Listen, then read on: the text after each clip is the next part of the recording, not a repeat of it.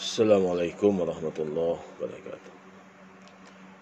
Alhamdulillah, salatu wassalamu ala Rasulillah wa ala alihi wasahbihi ajma'in. Amma ba'd. Kita bersyukur pada Allah kita bisa jumpa lagi melalui video ini. Video ini dibuat untuk menjadi bahan pembelajaran online di masa pandemi COVID-19 ini. Mahasiswa hanya bisa diberikan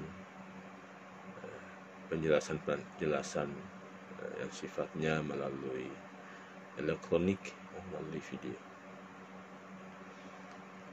Pada video sebelumnya saya sudah menjelaskan tentang nasih mansukh, sebuah topik dalam kajian ilmu Al-Quran, tetapi juga hadir pada cabang-cabang ilmu yang lain.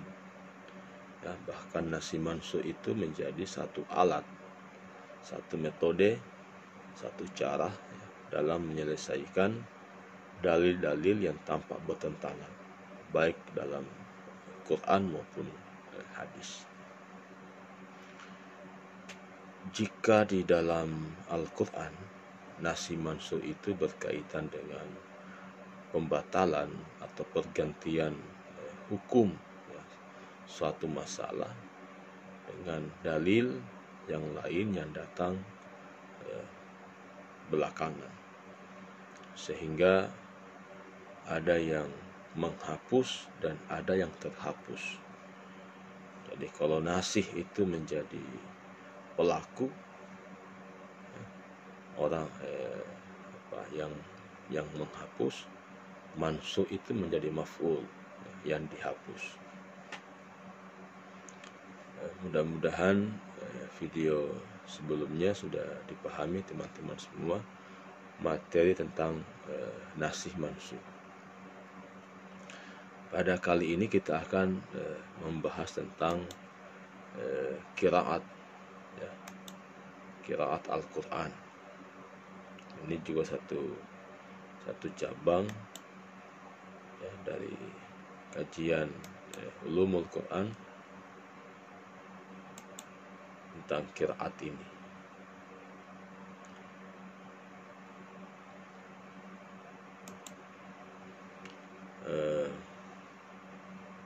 Secara bahasa, kata qiraat itu masdar. Jadi qara'ah yaqra'u qira'atan, artinya bacaan. Bacaan. Ilmu ini hadir sebagai respon pada realitas tentang bagaimana bacaan-bacaan yang ada di dalam umat, pada masyarakat ketika mereka membaca Al-Quran. Jadi qiraat itu cara melafalkan sebuah kata, sebuah kata atau sebuah kalimat dalam Al-Quran. Itu makna bahasa. Jadi nanti akan berbeda dengan ilmu tajwid. Kalau ilmu tajwid itu cara membaca Quran dengan baik dan benar, sesuai dengan kaidah-kaidah ilmu Al-Quran, kaidah-kaidah dalam membaca Al-Quran. Kalau qiraat itu berkaitan dengan cara melafalkan atau cara mengucapkan sebuah kata, sebuah kalimat. Dan ini menjadi menarik misalnya ketika pengumpulan Al-Quran di masa Utsman bin Affan, itu dilatar belakangi oleh karena perbedaan qiraat. Jadi sejarah ini yang kemudian para ulama kita ingin menjaga kearifan itu dengan menjadikannya qiraat Al-Quran sebagai satu cabang ilmu, dari berbagai cabang ilmu Al-Quran. secara istilah ada beberapa konsep yang dijelaskan oleh para ulama kita. Misalnya Imam Al-Zarqani dalam kitab Manahilul Irfan fi Ulumil Quran, dia mengatakan bahwa qiraat itu adalah mazhab, ya, mazhab yang dianut oleh seorang imam qiraat yang berbeda dengan lainnya dalam hal pengucapan, ya, dalam hal pengucapan Al-Quran, ya, serta kesepakatan riwayat-riwayat dan jalur-jalurnya, baik perbedaan itu dalam pengucapan huruf ataupun bentuk-bentuk lainnya. Ya, ini satu definisi terminologi tentang qiraat. Jadi dari definisi Al-Zarqani ini, dia melihat qiraat itu satu mazhab, ya, satu model yang dipegang oleh seorang imam, ya, imam qiraat, ya, maksudnya yang berkaitan dengan cara pengucapan, ya, cara pelafalan, ya, sebuah huruf, ya, sebuah huruf atau sebuah kata, gitu. Yang kedua, ada pandangan dari Ibnu Al-Jazairi, ya, penulis kitab Tahbir At-Taisir fil Qiraatil Asyar. Dia mengatakan bahwa qiraat adalah ilmu membaca, ya, tentang cara-cara mengucapkan kata-kata Al-Quran dan perbedaan-perbedaannya dengan cara menisbatkan kepada penukilnya. Hampir sama dengan Al-Zarqani, saya kira. Jadi ini berkaitan dengan cara pengucapan. Karena pengucapan maka akan muncul perbedaan-perbedaan. Perbedaan-perbedaan itu punya nisbah, ya, punya sumber, ya, ya. Jadi masing-masing imam qiraat itu punya jalur, ya, jalur sanad, ya, dari proses penerimaan, ya, kenapa terjadi kemudian perbedaan qiraat itu. Kemudian ada pandangan dari Imam Al-Qastolani, ya, penulis kitab Irsyadul Syari. Dia mengatakan qiraat adalah suatu ilmu yang mempelajari hal-hal yang disepakati atau diperselisihkan ulama yang menyangkut persoalan bahasa, ya, hasfun, i'rab, isbat, fasal, dan wasal, yang kesemuanya diperoleh secara periwayatan. Jadi qiraat ini punya jalur periwayatan, ya, tidak ujuk-ujuk, ya, atau tidak sekonyol-konyol langsung muncul gitu.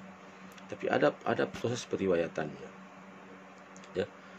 Ini jadi mempelajari hal-hal yang disepakati atau diperselisihkan ulama yang menyangkut persoalan lugat, ya, lugat, hasf, i'rab, isbat, fasal, wasal. Ini masalah-masalah yang menjadi menjadi titik lokus perbedaan itu.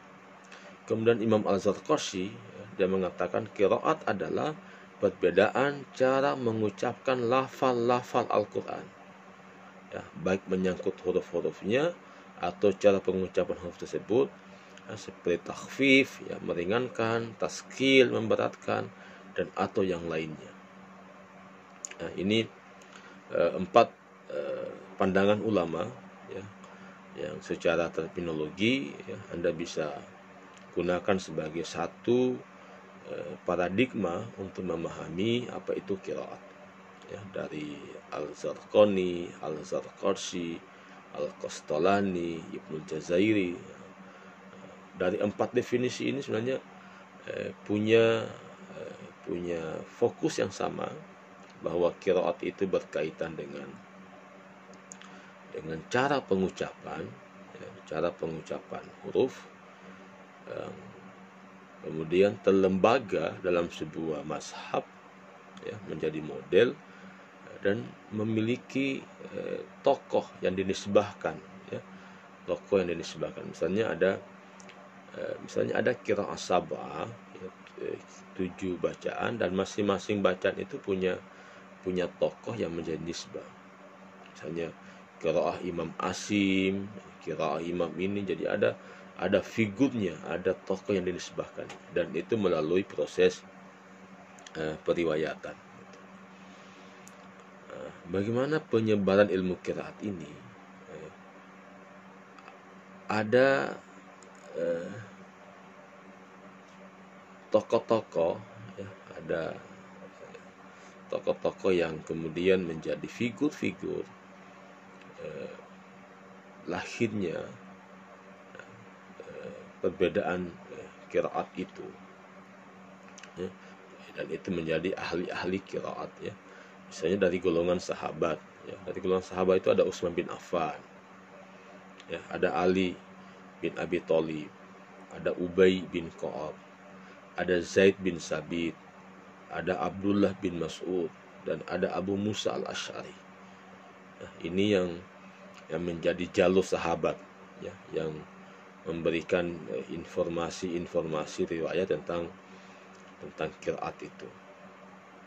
Dari golongan tabi'in di Madinah ada Urwah bin Zubair, ada Muas bin Al-Qari, ada Abdurrahman bin Hurmus al-A'rash, dan lain-lainnya.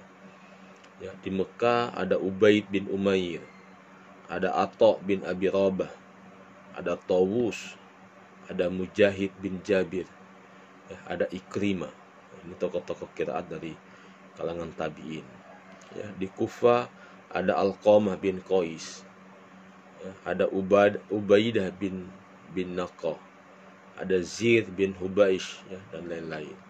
Di Basrah ada Yahya bin Ya'mur, ada Al-Udwani, ada Amin bin Qais, ada Abdul Aliyah, Al-Ziyahi, dan lainnya. Di Syam ada Al-Mughirah bin Shihab Al-Mahzumi, dan lain-lain.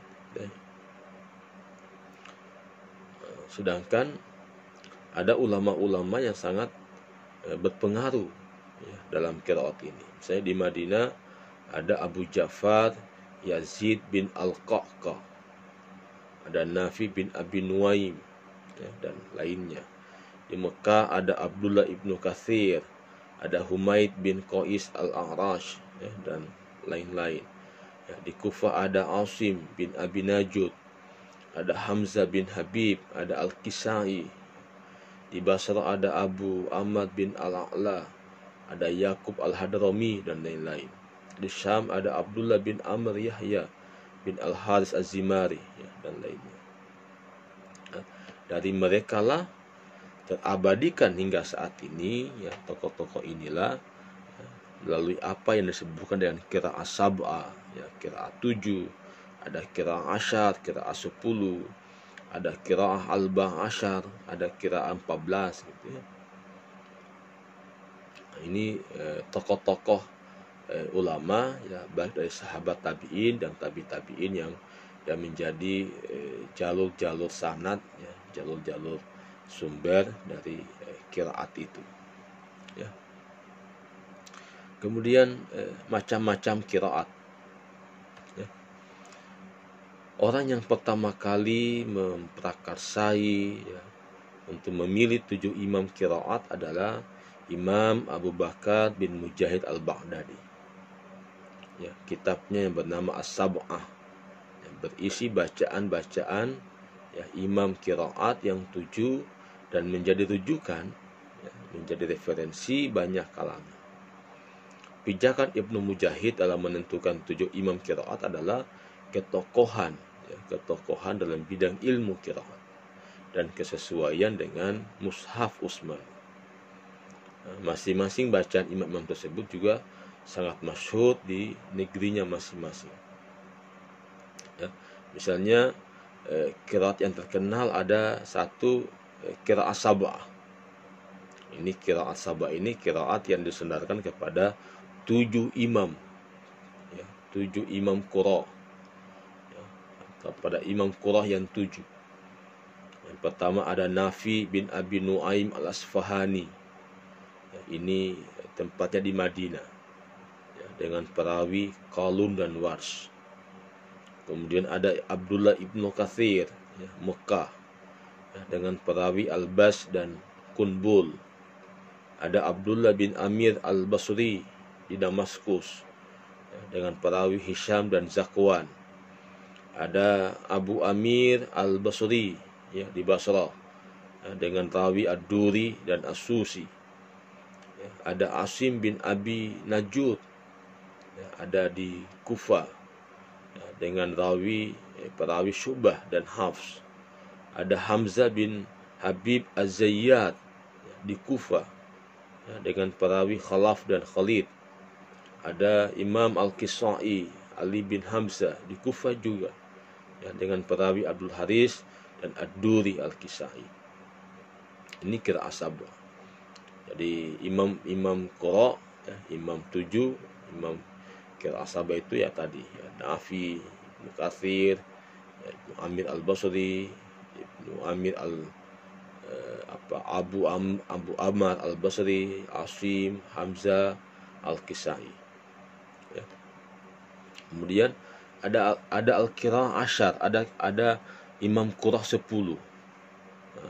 Imam qiraah 10 ini dari 7 tadi ditambah 3, Tambahan 3-nya adalah Abu Ja'far Yazid bin Al-Qa'qa', itu di Madinah, dengan perawi Ibnu Watdan dan Ibnu Jamas.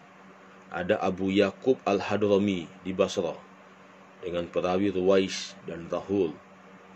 Ada Khalaf bin Hisham Al-Bazzar di Kufa, itu perawi Ishaq dan Idris.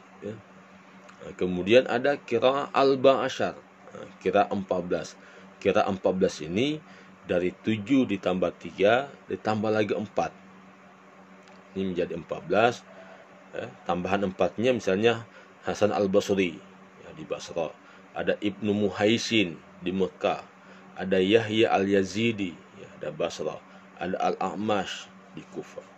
Jadi secara umum ada 14 imam qira, tapi para ulama kita mengkategorikan dalam 3, ada 7 qiraah sab'ah, ada qiraah asyar, ada qiraah arba' asyar, arba' asyar. Kemudian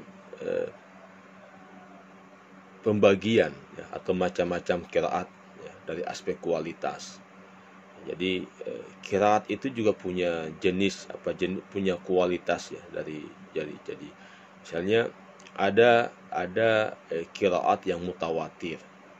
Kalau qiraat mutawatir itu qiraat yang dinukil, yang dipindahkan dari sejumlah besar periwayat yang tidak mungkin bersepakat untuk berdusta, dari sejumlah orang dan sanadnya bersambung hingga penghabisannya sampai sumber awalnya. Jadi mutawatir. Jadi ada qiraat mutawatir, ini dari aspek macam-macam qiraat dan kualitasnya, dari segi kualitas qiraat. Ada qiraat yang masyhur, ada qiraat yang masyhur, qiraat yang memiliki sanad yang sahih tetapi tidak sampai kepada kualitas mutawatir. Qiraat ini sesuai dengan kaidah bahasa Arab dan Rasm Utsmani, serta terkenal pula di kalangan para ahli qiraat, sehingga karenanya tidak dikategorikan qiraat yang salah atau sahih. Para ulama menyebutnya bahwa qiraat macam ini termasuk qiraat yang dapat dipakai atau digunakan. Yang ketiga ada qiraat ahad, jadi mutawatir, masyhur, ahad. Ini qiraat yang sanadnya sahih tapi tunggal. Tunggal. Jadi kalau masyhur tadi itu mungkin ada 3, 4 Kalau mutawatir mungkin 5, 6. Kemudian ada qiraat asas. Ini qiraat yang janggal, qiraat yang tidak sahih sanadnya, janggal gitu. Yang kelima ada qiraat maudhu. Ini qiraat yang dibuat-buat dan disandarkan kepada seseorang tanpa dasar. Ini dari aspek kualitas. Kemudian ada qiraat mudraj, bacaan yang ditambahkan ke dalam qiraat sebagai penafsiran. Jadi ada qiraat membaca ayat tapi diberikan sisipan itu menjadi makna atau penafsiran dari itu. Kemudian tolak ukur diterimanya qiraat. Apa tandanya kalau itu qiraat diterima? Yang pertama, ya sanadnya atau periwayatannya sahih dan mutawatir. Sebab qiraah merupakan sunnah yang diikuti yang didasarkan pada penukilan dan kesahihan riwayat.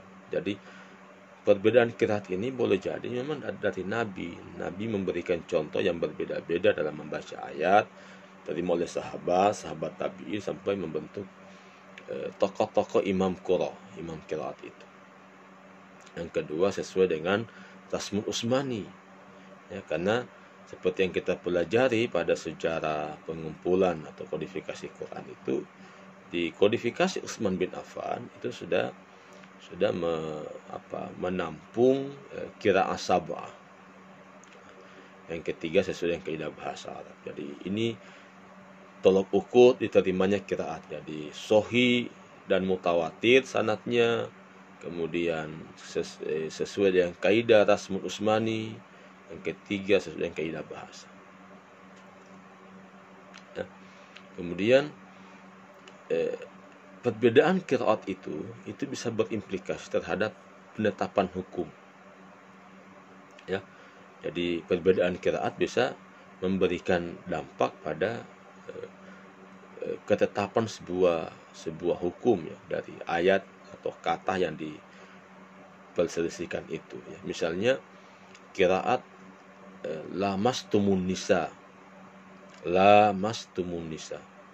ya, ada yang memanjangkan lamnya, lamastumun nisa, au lamastumun nisa. Ada yang membaca pendek, au lamastumun nisa. Jadi satu membaca panjang pada huruf la, au lamastumun nisa, atau au lamastumun nisa.